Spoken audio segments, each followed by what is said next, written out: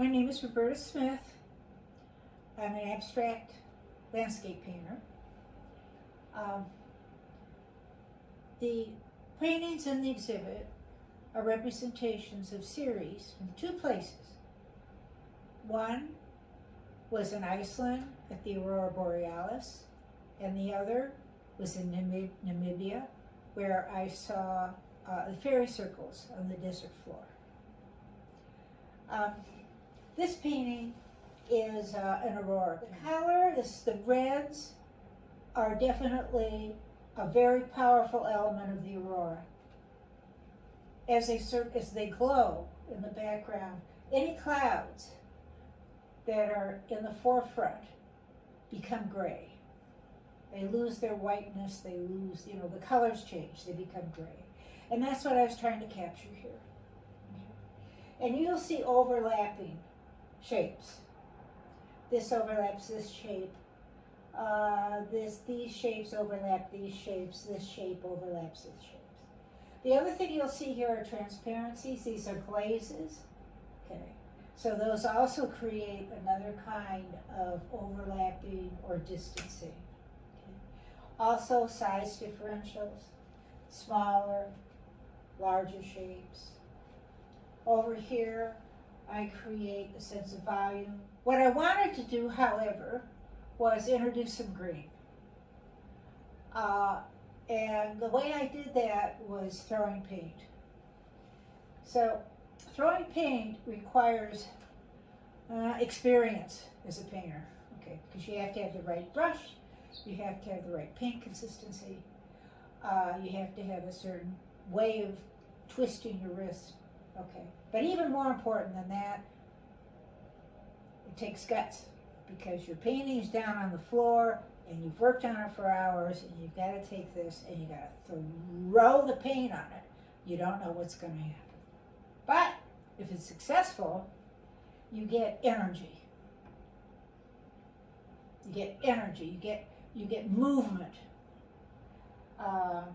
which is what I captured here.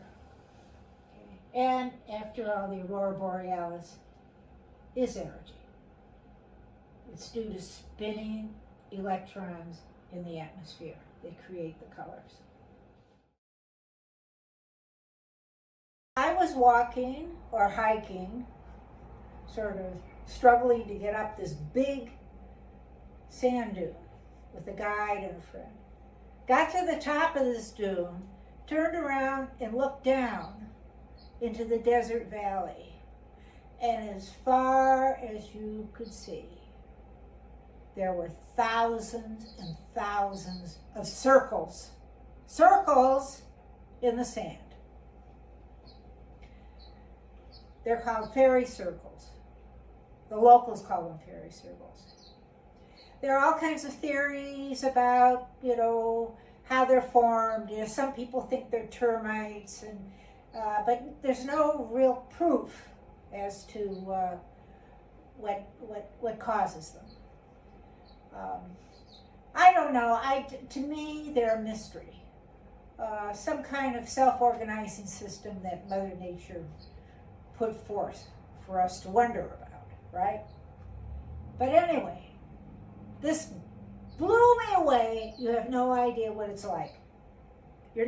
I didn't know anything about these fairy circles. I got up to the top of the sand dune and I looked down and I could not believe what I saw. Okay. So, what it did is it gave me the opportunity to paint circles. I love circles. There are all kinds of symbolic and metaphysical reasons for liking circles. I like circles because I like to paint them, okay?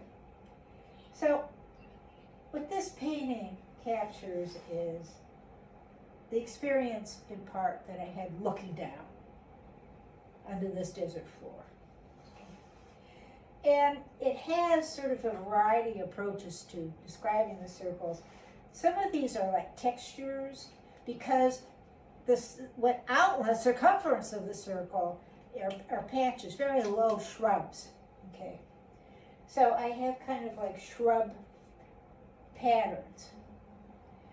Then I also have these open flat areas because the inside of the circles are sand. And incidentally, the animals like to sleep on the sand inside the circles. Okay. So the other part, so I used all of the usual, cues, distal cues and that sort of thing here. When you look at something, the foreground is darker, greater contrast than the distance. And the way you get distances, it becomes fainter. Sizes become smaller. That's it. Here, I reversed it. I just flipped it. I just thought it'd be interesting.